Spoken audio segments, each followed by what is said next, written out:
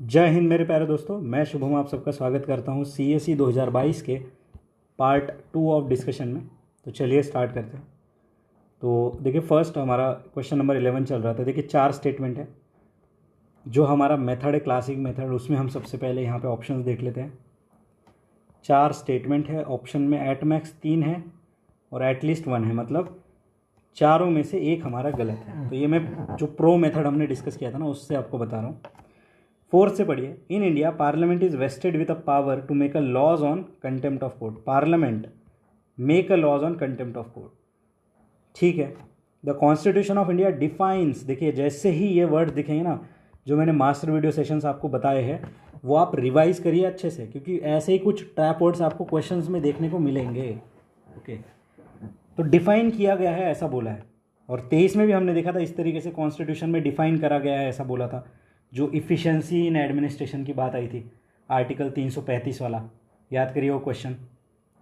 Second देखिए, constitution of India empowers supreme court and high court to punish the contempt of themselves. Empower करता है, ठीक है। फिर देखिए, pursuant to the report of HN Sanyal committee, contempt of court act 1971 was pass. अब इन चारों में से सबसे ज़्यादा गलत आपको कौन सा लग रहा है और सबसे ज़्यादा सही आपको कौन सा लग रहा है? तो देखिए, अगर आपने यहाँ पे पॉलिटी लक्ष्मीकांत अच्छे से पढ़ा है तो आप आसानी से यहाँ पता लगा सकते हो कि मोस्ट अप्रोप्रिएट तो यहाँ पे फोर्थ है, क्योंकि पार्लियामेंट लॉ बना सकती है इंडिया में किसी भी एस्पेक्ट के ऊपर।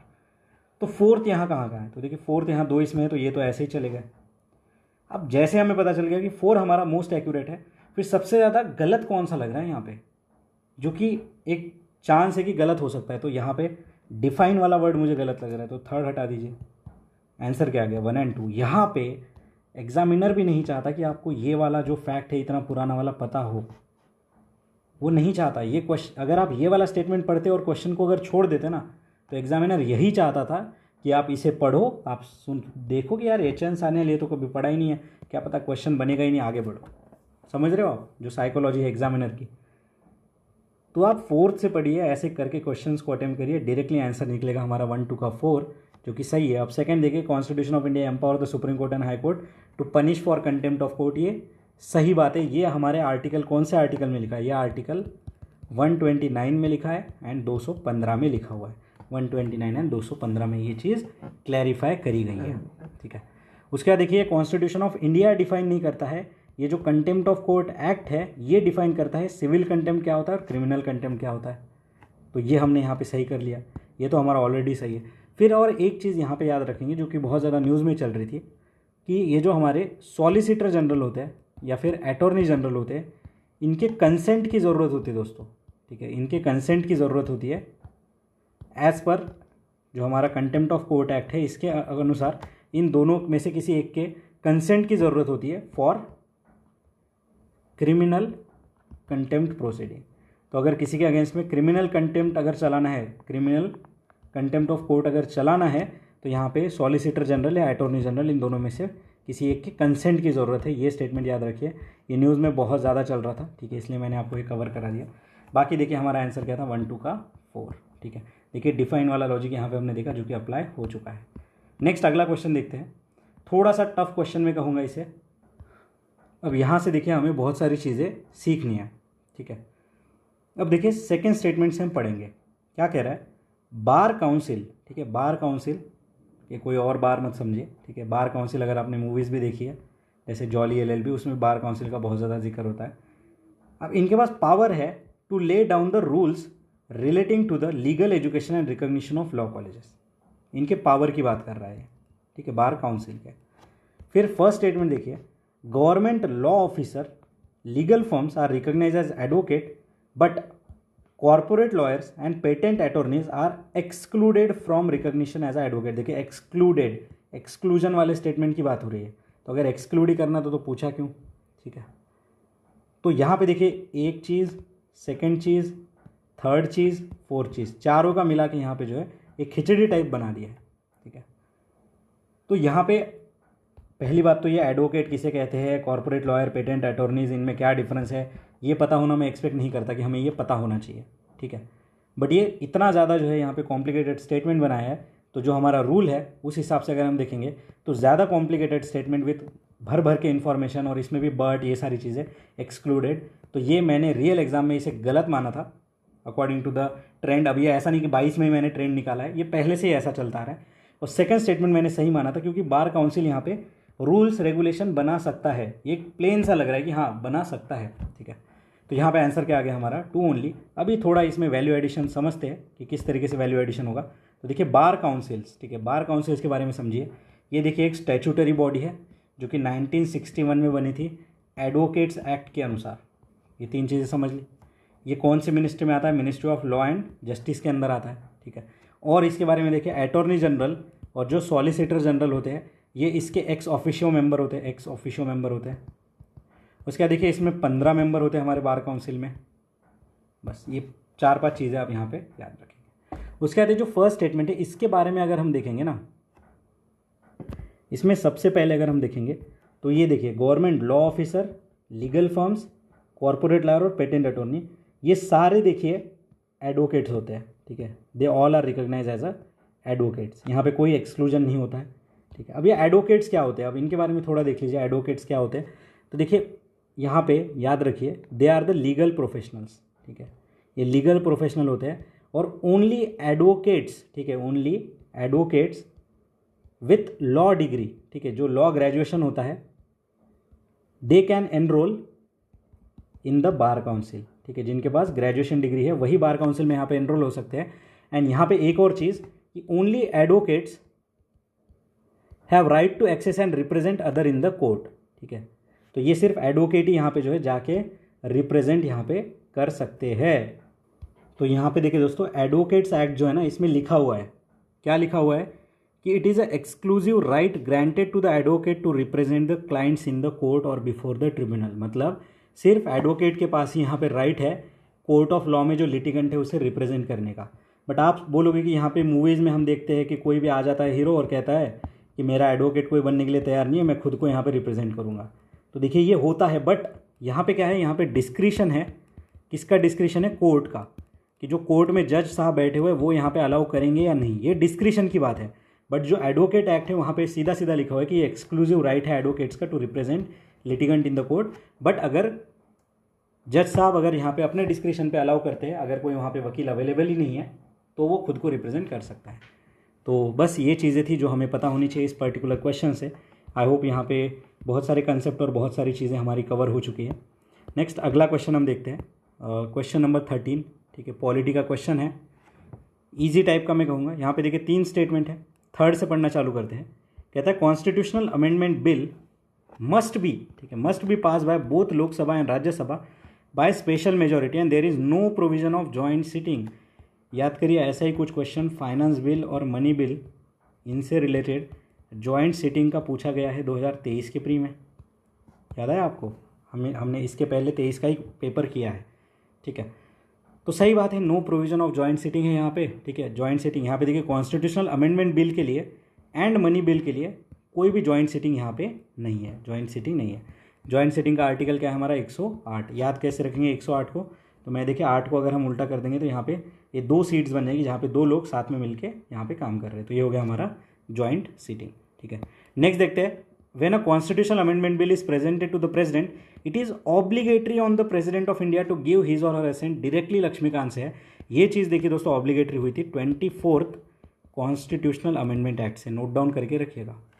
फिर देखिए bill amending the constitution requires prior permission of president of India. जो कॉन्स्टिट्यूशनल अमेंडमेंट वाला चैप्टर है उसमें पहले ही लाइन में लिखा है कि no need of prior permission is there. तो यहाँ पे बोल रहा है कि चाहिए, तो नो नीड इज देयर। तो यहाँ पे आंसर क्या आ गया हमारा 2 and 3 इज करेक्ट। फर्स्ट यहाँ पे गलत है, ठीक है। यहाँ पे जो है जो बिल अमेंड होता है इसके लिए प्रेसिडेंट या फिर इसकी जो है प्रायर रिकमेंडेशन की ज़रूरत नहीं है, ठीक है।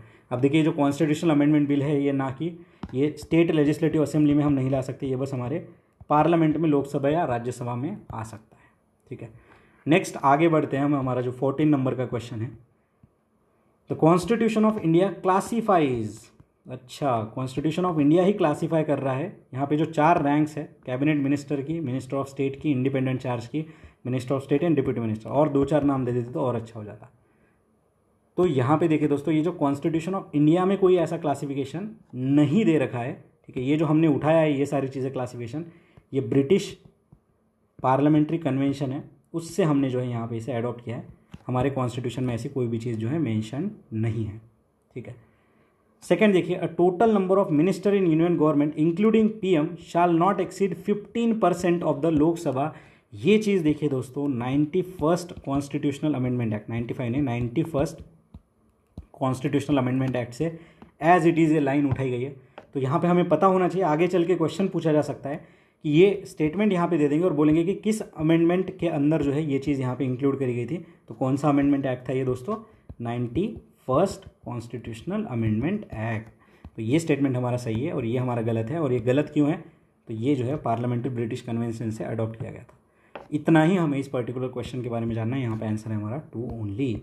नेक्स्ट आगे बढ़ते हैं कि which one of the following is exclusive power of Lok Sabha. Lok Sabha की एक्सक्लूसिव पावर पूछ रहा है। अब देखिए पार्लियामेंट वाला चैप्टर, उसमें लोकसभा की एक्सक्लूसिव पावर, राज्यसभा की एक्सक्लूसिव पावर और दोनों की मिला के जो पावर है वो हमने लक्ष्मीकांत में हम पढ़ते हैं। अब यहाँ पे देखते हैं कि एक्सक्लूसिव पावर कौन सी है। थर्ड से पढ़ते हैं, to impeach president of India. क्या यहाँ पे लोकसभा ही कर सकता है? ना, राज्यसभा भी कर सकता है, ये तो हट गया। To pass a motion of no confidence against council of minister. देखिए नो कॉन्फिडेंस मोशन अगर पास करना है, एडजर्नमेंट मोशन अगर यहाँ पे पास करना है, ठीक है, या फिर यहाँ पे अगर मनी बिल इससे रिलेटेड कोई चीज़ है तो यहाँ पे अपर हैंड किसे मिलता है? यहाँ पे अपर हैंड मिलता है लोकसभा को। फर्स्ट देखिए, to ratify the declaration of emergency. इसमें भी देखिए लोकसभा राज्यसभा दोनों साथ में मिलकर काम करते हैं। अब देखिए इमरजेंसी की बात आ गई तो ये आर्टिकल 352 में आता है हमारा। यहाँ पे देखिए दोनों हाउस जो है, both house with in 1 month, ठीक है, विद इन 1 मंथ यहाँ पे जो है रेटिफाई करते हैं और ये कंटिन्यू रहता है 6 मंथ तक हमारा जो भी नेशनल इमरजेंसी है, ठीक है। और हर 6 मंथ में जो है इसे जो है हमें रिन्यू कराना पड़ता है, ठीक है। तो क्या याद रखेंगे कि इमरजेंसी जो है 352 जो आर्टिकल है इसके अंदर लगाई जाती है और दोनों हाउस जो है विद इन मंथ उन्हें रेटिफाई करना पड़ता है, विद इन 1 मंथ। और ये कंटिन्यू रहती है अगले 6 मंथ के लिए और इसे इनडेफिनाइट टाइम तक हम एक्सटेंड कर सकते हैं एवरी 6 मंथ, दोनों हाउसेस से यहाँ पे रिन्यू करा के। तो ये चीज़ आपको यहाँ से समझनी थी। तो दोनों हाउस यहाँ पे भी है, दोनों हाउस यहाँ पे भी है, बचा क्या? 2 ओनली। और ये हमारा आंसर यहाँ पे आ गया, ठीक है। अब नो कॉन्फिडेंस मोशन के बारे में थोड़ा देख लीजिए। नो कॉन्फिडेंस मोशन में क्या होता है? यहाँ पे देखिए 50 मेंबर जो होते हैं इनका सपोर्ट चाहिए नो कॉन्फिडेंस मोशन में, ठीक है। और स्पीकर इसे एडवोकेट कराता है। और ये आर्टिकल 75 जो है हमारे कॉन्स्टिट्यूशन के, जिसमें क्या लिखा है कि council of minister is collectively responsible to Lok Sabha, ठीक है। सिर्फ लोकसभा लिखा हुआ है, यहाँ पे पार्लियामेंट वर्ड नहीं है और ना ही यहाँ पे राज्यसभा वर्ड है, सिर्फ यहाँ पे लोकसभा लिखा हुआ है। इसलिए देखिए ये एक्सक्लूसिव पावर है हमारे लोकसभा की और यहाँ पे आंसर क्या आ गया? 2 ओनली। नेक्स्ट अगला क्वेश्चन हम देखते हैं यहाँ पे, क्वेश्चन नंबर 16, ठीक है, क्वेश्चन नंबर 16। तो यहाँ पे देखिए एंटी डिफेक्शन लॉ से रिलेटेड है, ठीक है। अब ये जो पर्टिकुलर है दोस्तों 91st अमेंडमेंट एक्ट, इसमें भी देखिए हम एंटी डिफेक्शन लॉ से रिलेटेड ही प्रोविजंस देखते हैं, ठीक है। अब यहाँ पे देखिए एंटी डिफेक्शन लॉ आया कब था? तो इसका बेसिक अगर हम जानेंगे तो ये 52nd कॉन्स्टिट्यूशनल अमेंडमेंट एक्ट से आया था। और ये कौन से शेड्यूल में है दोस्तों? 10th शेड्यूल में इसकी बात यहाँ पे करी गई है। 10th शेड्यूल में इसकी बात जो है यहाँ पे करी गई है। चलो फर्स्ट स्टेटमेंट हम देखते हैं। A law specifies that nominated legislature can not join any political party within 6 month of being appointed to the house. क्या कह रहा है? A law specifies that nominated member can not join. यहाँ पे देखिए दोस्तों जो नॉमिनेटेड मेंबर है, ठीक है, जो नॉमिनेटेड मेंबर है वो 6 मंथ के अंदर जो है यहाँ पे किसी भी पॉलिटिकल पार्टी को ज्वाइन कर सकता है। ही कैन ज्वाइन, तो यहाँ पे कैन ज्वाइन अगर होता तो ये सही होता, बट अभी ये गलत है। और यहाँ पे जो दूसरा होता है ना, जो इंडिपेंडेंट मेंबर होता है, इंडिपेंडेंट मेंबर अगर वो इलेक्शन जीत के आ रहा है तो वो यहाँ पे किसी भी पार्टी को जो है ज्वाइन नहीं कर सकता। ये 2 चीज़ें आप यहाँ पे याद रखिए। सेकेंड देखिए, a law does not provide any time frame within which presiding officer has to decide defection case, ठीक है। देखिए टाइम फ्रेम वाली बात 2023 में भी हमने देखा था कि ऐसा टाइम फ्रेम वाला एक क्वेश्चन पूछा गया था कि यहाँ पे इतने टाइम फ्रेम में ही जो है राज्यसभा को जो है मनी बिल को पास करना पड़ेगा। ये जो फाइनेंस बिल और मनी बिल वाला क्वेश्चन था वहाँ पे हमने देखा था टाइम फ्रेम वाली बात। ऐसे ही देखिए पार्लियामेंट के जो अटेंडेंस वाली बात है, सेशन वाली, ऐसा ही टाइम फ्रेम का क्वेश्चन यहाँ पे बनाया गया था। तो यहाँ पे देखिए क्या कह रहा है कि law does not provide any time frame which the presiding officer has to define the defection case. ये एकदम सही है, यहाँ पे कोई भी टाइम फ्रेम की बात नहीं हुई है। यहाँ पे हमारा आंसर आएगा 2 ओनली, ठीक है। प्रिसाइडिंग ऑफिसर ही यहाँ पे डिसाइड करता है, ठीक है। अब ये जो एंटी डिफेक्शन लॉ है दोस्तों, इसके लिए 2 एक्सेप्शंस है, ठीक है। इसके लिए 2 एक्सेप्शंस है जो हमें पता होनी चाहिए। पहला है अगर 2/3 पार्टी के जो मेंबर है यहाँ पे डिफेक्शन करते हैं और ये मर्ज कर जाते हैं और कोई और पार्टी बना लेते हैं तो यहाँ पे डिफेक्शन नहीं लगेगा। और दूसरा जो स्पीकर होता है, ठीक है, जैसे अगर ओम बिरला अभी स्पीकर है, वो बीजेपी वाले हैं, उन्होंने अगर बीजेपी पार्टी अगर छोड़ दी तब भी उन पे एंटी डिफेक्शन लॉ नहीं लगेगा। क्यों? क्योंकि स्पीकर की जो बॉडी है, स्पीकर बॉडी, उनका इम्पार्शियली काम जो है यहाँ पे करने के लिए वो यहाँ पे मेंबरशिप को छोड़ सकते हैं और बाद में भी ज्वाइन कर सकते हैं। तो ये 2 एक्सेप्शन है यहाँ पे, ठीक है। बाकी अगर कोई दूसरे मेंबर है बीजेपी वाले, वो अगर अपनी पार्टी छोड़ते हैं तो वो उनके ऊपर डिफेक्शन यहाँ पे लग जाएगा, बट स्पीकर के ऊपर यहाँ पे नहीं लगेगा।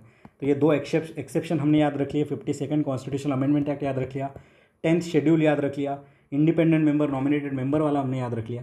तो ये सारी चीज़ें जो हमने रिवाइज कर ली यहाँ पे एंटी डिफेक्शन लॉ से रिलेटेड। नेक्स्ट आगे बढ़ते हैं हम लोग। जो अगला हमारा क्वेश्चन है क्वेश्चन नंबर 17, ठीक है। क्वेश्चन नंबर 17 देखिए क्या कह रहा है। Attorney general of India and solicitor general of India are the only officers, देखिए only officers of the government who are allowed to participate in the meeting of parliament of India. And second देखिए, according to constitution of India attorney general of India submit his resignation when government which appoints him resigns, ठीक है। अब देखिए यहाँ पे चीज़ों को समझिए, ठीक है। सेकेंड स्टेटमेंट समझते पहले। सबसे पहले तो यहाँ पे हमारा जो है सतर्क हो जाना है कि अकॉर्डिंग टू कॉन्स्टिट्यूशन लिखा हुआ है। ये जो नीचे की लाइन है ना दोस्तों, ये करेक्ट है कि अटॉर्नी जनरल जो है सबमिट करता है रेजिग्नेशन अगर जो गवर्नमेंट ने उसे अपॉइंट किया है वो अगर रिज़ाइन करती है। बट ये कॉन्स्टिट्यूशन में ऐसा नहीं लिखा हुआ है, ये एज़ पर एक कन्वेंशन चलता है, ठीक है। यहाँ पे एक एज़ पर कन्वेंशन चलता है। और ये जो हमारे अटॉर्नी जनरल भाई साहब है, इनके लिए कोई फिक्स टर्म यहाँ पे नहीं है। There is no fix term by constitution. ये भाई साहब काम करते हैं प्लेजर ऑफ प्रेसिडेंट पे, ये काम करते हैं प्लेजर ऑफ प्रेसिडेंट पे। तो ये रहा हमारा सेकंड स्टेटमेंट जो कि गलत है। अब फर्स्ट स्टेटमेंट के बारे में यहाँ पे देखते हैं। यहाँ पे देखिए दोस्तों, सॉलिसिटर जनरल जो है वो अलाउड नहीं है to attend the meeting of parliament, ठीक है। यहाँ पे बस अटॉर्नी जनरल अलाउड है, जो कि हमारे आर्टिकल 76 ऑफ कॉन्स्टिट्यूशन के अंदर आते हैं। अब देखिए अटॉर्नी जनरल के बारे में 1-2 चीज़ें आप याद रखेंगे। अटॉर्नी जनरल का जो अपॉइंटमेंट होता है ना, तो जो पर्सन अपॉइंट होता है उसका अगर क्वालिफिकेशन देखा जाए तो सुप्रीम कोर्ट जज बनने के लायक वो होना चाहिए, ठीक है। सुप्रीम कोर्ट जज बनने के लिए जो क्वालिफिकेशन चाहिए वो यहाँ पे होनी चाहिए, ठीक है। नेक्स्ट देखिए, इनका जो टर्म ऑफ ऑफिस है कोई फिक्स नहीं होता। और रिमूवल देखिए मैंने बता दिया प्लेजर ऑफ प्रेसिडेंट पे होता है, और जब गवर्नमेंट रिज़ाइन करती है तब यहाँ पे होता है। और इनके पास देखिए ये मीटिंग में जाके बैठ सकते हैं, but there is no right to vote, there is no right to vote. तो ये चीज़ हम जो है यहाँ पे याद रखेंगे, ओके। और सॉलिसिटर जनरल देखिए ये जो है असिस्ट करते हैं हमारे अटॉर्नी जनरल को, ठीक है। इनके पास कोई यहाँ पे जाके मीटिंग में बैठना अलाउड नहीं है। तो यहाँ पे आंसर क्या आएगा हमारा, D is the answer, both the statement are incorrect. उसके बाद देखिए क्वेश्चन नंबर 18, ठीक है। क्वेश्चन नंबर 18 यहाँ पे थर्ड स्टेटमेंट से हम पढ़ते हैं। यहाँ पे रिट्स के बारे में, जो कि आर्टिकल 32 में मेंशन है, हमारे आर्टिकल 32 में मेंशन है। थर्ड स्टेटमेंट क्या है, any public minded person can be a petitioner to move to the court to obtain the writ of quo warranto, ठीक है। अब क्यूओ वारंटो मतलब क्या होता है, बाय व्हाट अथॉरिटी, ठीक है, बाय व्हाट अथॉरिटी, ठीक है। तो ये इसका लिटरल मीनिंग होता है। और इसमें क्या होता है कि यहाँ पे लीगैलिटी, किसकी लीगैलिटी चेक करी जाती है, of a claim of a public office, ठीक है। Legality of a claim of a public office. तो आपका जो पब्लिक ऑफिस में हो, इसकी लीगैलिटी का जो क्लेम है ये देखा जाता है क्यों वारंटो के अंदर, जो कि यहाँ पे करेक्ट है। सेकंड देखिए, mandamus will not lie against a company even though it may be a government company, ठीक है। ये जो क्वेश्चन नंबर सेकंड है, प्रीलिम्स की आंसर के आने के पहले सब ने इसको गलत माना था, बट एज पर यूपीएससी ये स्टेटमेंट सही है। तो हमें इसे सही मानना पड़ेगा यूपीएससी की ऑफिशियल की के अनुसार कि mandamus will not lie against the company even though it is a government company. First देखिए, mandamus will not lie against private organisation unless it is interested in public duty, correct. क्योंकि देखिए mandamus ये public duty के ऊपर ही यहाँ पे लगती है, जो भी ऑर्गेनाइजेशन पब्लिक ड्यूटी से रिलेटेड है, प्राइवेट के ऊपर ये नहीं लगेगी, ओके।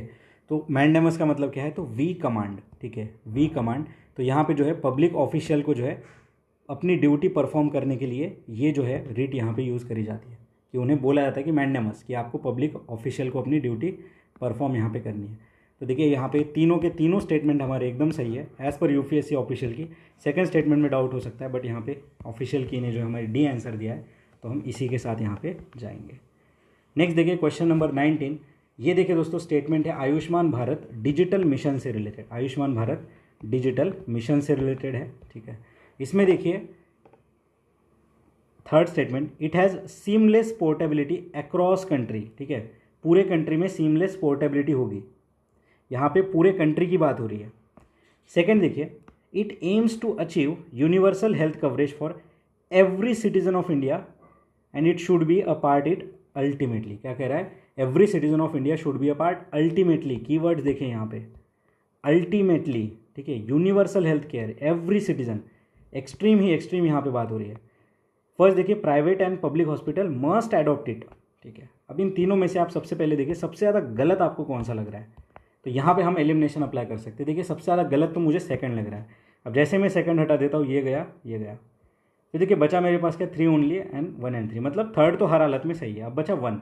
अब यहाँ पे देखिए private and public hospital must adopted, अब पूरे इंडिया में अंडमान निकोबार कहाँ कहाँ पे, ठीक है, मस्ट यानी कि ये बाइंडिंग की बात कर रहे हैं यहाँ पे। तो देखिए दोस्तों यहाँ पे ये मस्ट नहीं है, ये वॉलेंट्री है कि अगर आपको यहाँ पे जो है इसे अगर एक्सेप्ट करना है तो ठीक, यहाँ पे कोई बाइंडिंग ऑब्लिगेशन नहीं है, तो ये हमारा यहाँ पे गलत हो जाएगा, आंसर आ जाएगा हमारा 3 ओनली इज़ द करेक्ट, ठीक है। अब ये जो है दोस्तों आयुष्मान भारत डिजिटल मिशन, इसे इम्प्लीमेंट कौन करेगा, नेशनल हेल्थ अथॉरिटी से इम्प्लीमेंट यहाँ पे करेंगी। उसके बाद क्वेश्चन नंबर 20 आप देखें यहाँ पे, question number 20 deputy speaker of Lok Sabha के बारे में, डेप्यूटी स्पीकर ऑफ लोकसभा के बारे में।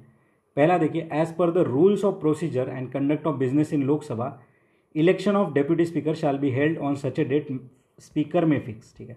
देखिए 4 स्टेटमेंट है, ठीक है। अगर हम इसे हमारी मेथड से यहाँ पे देखेंगे तो सबसे पहले आप ऑप्शन देखिए, एट मैक्स 3 सही है और एट लीस्ट 2 सही है, मतलब यहाँ पे एक कोई ना कोई गलत है। अब हमारा वही लॉजिक हम 4th से पढ़ते हैं। A well establish parliamentary practice regarding appointment of the deputy speaker is that motion is move by speaker and duly seconded by prime minister. Parliament वाला चैप्टर अगर आपने लक्ष्मीकांत में पढ़ा है तो प्राइम मिनिस्टर कहीं पे ऐसा मेंशन है कि किसी प्रोसीजर में प्राइम मिनिस्टर यहाँ पे इन्वॉल्व हो रहा है। और यहाँ पे देखिए एडजेक्टिव प्रेमी जो मैं बोलता हूँ, देखिए वेल एस्टेब्लिश, वेल एस्टेब्लिश है, ठीक है। तो देखिए ऐसा कोई यहाँ पे वेल एस्टेब्लिश कन्वेंशन या फिर प्रैक्टिस नहीं है। यहाँ पे अगर डेप्यूटी स्पीकर को अपॉइंट करना है तो लोकसभा देखिए चूज़ करता है speaker and deputy speaker from amongst its member, ठीक है। तो ये अपने मेंबर के में से यहाँ पे सिलेक्ट करा जाता है इलेक्शन के द्वारा, ठीक है। तो ये है डेप्यूटी स्पीकर सिलेक्ट कैसा होता है, स्पीकर जो है यहाँ पे सिलेक्ट करता है, ठीक है। लोकसभा जो है खुद में से ही मेंबर में से यहाँ पे जो है सिलेक्ट करती है। तो ये तो हमारा गलत हो गया। जैसे 4 गलत हुआ, यहाँ पे ऑप्शन देखिए 2 ऑप्शन हमारे यहाँ पे हट चुके हैं, बचा हमारे पास 1 2 3 एंड 1 3, मतलब 1 एंड 3 तो सही है किसी भी हालत में। फिर भी देखिए थर्ड पढ़ते हैं, deputy speaker has the same power as of the speaker when presiding over the sitting of the house and no appeal lies against him and his ruling. Correct statement है दोस्तों, ये लक्ष्मीकांत में मेंशन है। Second देखते हैं, there is a mandatory provision that election of the candidate as a deputy speaker of Lok Sabha shall be from either the principal opposition party or ruling party. क्या कह रहा है, ये मैंडेटरी प्रोविजन है। वर्ड देखिए मैंडेटरी, ऐसा ही देखिए जब वो फाइनेंस बिल मनी बिल वाला क्वेश्चन आया था 2023 में, जहाँ पे बोला गया था कि नेसेसरी है, ठीक है, नेसेसरी है इस लॉ को आगे ले जाना, ठीक है, या फिर इसे फॉलो करना। देखिए मैंडेटरी प्रोविजन ऐसा नहीं है, यहाँ पे कन्वेंशन है, ठीक है।